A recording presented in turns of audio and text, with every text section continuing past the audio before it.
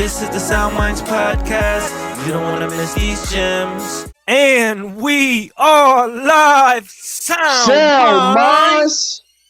We're back at it, y'all. Season 4, episode 1. This season, we are more so focused on sort of like creators of stages and creators of pretty much creating for others, man. And we are by far blessed to have one of the biggest stage creators, man. One of the, the foundation of what underground hip hop and the open mics and the MC challenge battles and we could go on for years for the intro, but these brothers have stuff to do because they still active, they still relevant, and they got something going on tonight. So without further ado, we got the great EODub end of the week, Big Zoo and Prolific. Yeah, and for all the viewers, all the listeners, it is end of the week, as in end of the WEAK. You heard end of the week minds, end of the week spirits, end of the week lyrics. You heard? Can we talk about what EODub is as a movement, what it means, and why it has now the tentacles of EOW as a unit has moved on beyond countries and boundaries that many cannot even fathom. Can we talk about that? Yeah, we can, bro. I mean, we're known now for many things, but frankly, EODub is end of the week, as I mentioned, and it started as an open mic in the Lower East Side in the back of a restaurant actually called Baby Jupiter. And there was a DJ. Yeah. Where LES old school style. And that's pros like hood for real. So we came up in the LES, man. We started in the back of this restaurant. It was in the year 2000, August of 2000 to be exact.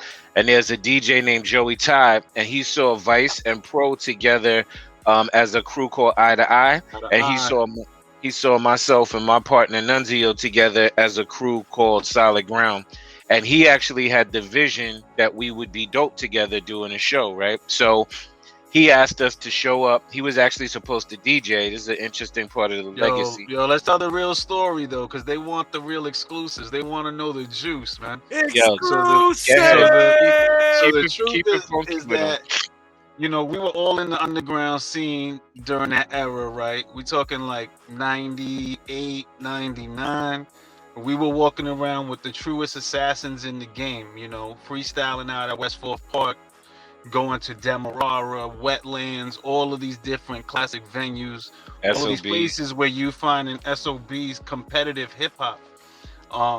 And so there was always a respect, but also a rivalry, right? With any crews. So, Solid Ground was one of those top tier crews in the game. Eye to Eye was top tier in the game. That's right. Everybody knew each other. And so we was definitely looking at each other like, yo, they shit is good, but we got more John Blaze shit though. Our shit is more John Blaze than that. Yo, but the really real is that we used to go to this place called Bob's, where the brother Joey Ty used to be the DJ at,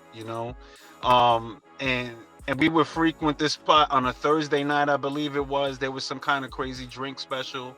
And right about the time when, you would hear that, you want to front what? Jump up and get bucked.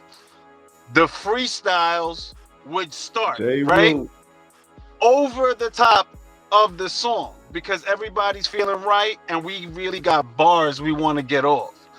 And Joey Ty was so tired of seeing us rapping over the party vibes in a circle in the middle of his spot that he was like, yo, we got to put y'all together in a proper establishment. You know what I mean?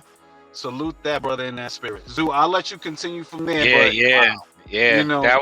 That's the pre-layer. That's like EODub 0 edition, right? It's before we even started. We was definitely seeing each other as crews, and Joey Ty said come together. He got this spot. It was the back of this restaurant. The very first night, interestingly enough, he was not able to attend, right? And Vice, our brother Vice, knew another DJ. He said, "Let me call this DJ and see if he do it."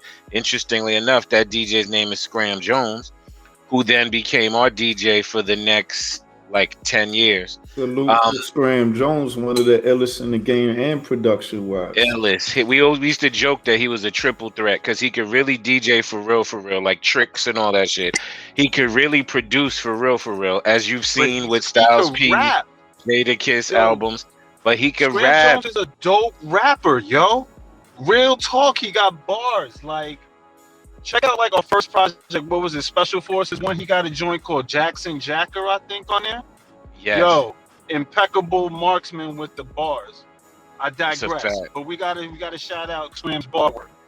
Scram is a super dope MC as well. Matter of fact, I'll even say when I was a DJ on college radio, I used to spin his record.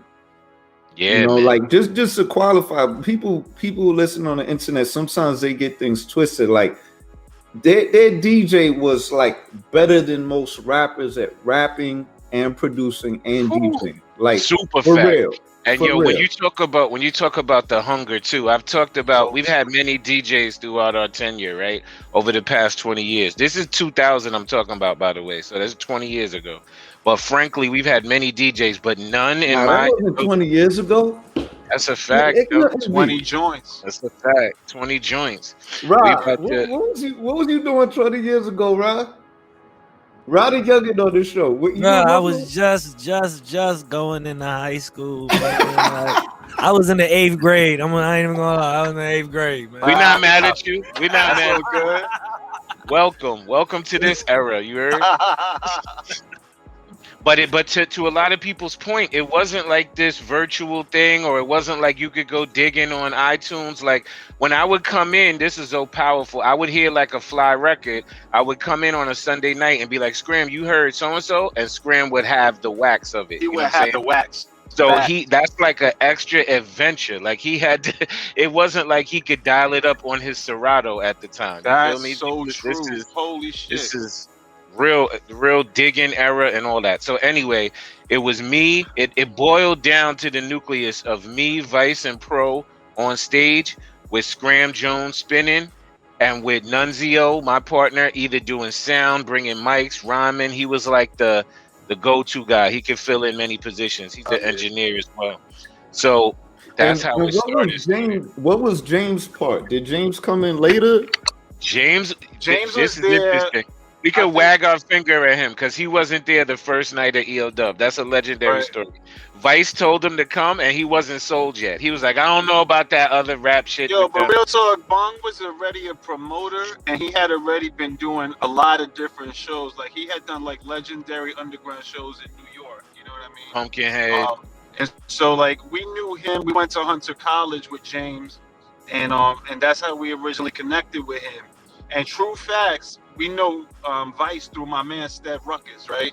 And Stev Ruckus, me, Vice, Bong, we will be up at the Rock at Hunter College. Anybody who went to Hunter knows about the Rock and the gazebo and what goes on up there. I'll keep that on the QT. And we were like, "Yo, you gotta come. We're about to do the open mic." He wasn't, like Zeus said, 100% sold, but he was there the second week. And I'll tell you, the machine never ran better than when Bong was out there managing and captaining the thing. You know what I'm saying? Yeah. So to your point, he evolved into we joke and used to call him Super Manager James Bong, because he took us into the business side. Now we refer to him as Coach Calhoun. He's evolved. He's come to a new level. But frankly, I'll be honest. You know, you get a bunch of young brothers. All we wanted to do was spit, yo. You could have just fed us pizza and let us spit, and we'd have just been happy like forever, right? We have put some Hennessy up, some L's up. I'll speak from my perspective. I wasn't thinking big global international empire at that time. I was like, rap guy. I want to get my bars off, right? And frankly, a lot of us, we were like looking for deals at that time. James early on was like, we should incorporate. We should build a company rather than just like throwing money into a pot. You know what I'm saying? And this is a lesson for a lot of brothers out there. We did that in 2001. So we have not only been an organization, a brotherhood, a fraternity, a movement. but we've been a viable company earning, you know what I'm saying, you know, value since since 2001. Yeah. SoundMinds, salute. That's crazy talk right now. He's talking SoundMinds to that. crazy right now. This is the SoundMinds podcast. You don't want to miss these gems. You don't want to miss these gems. You don't want to miss these gems, no.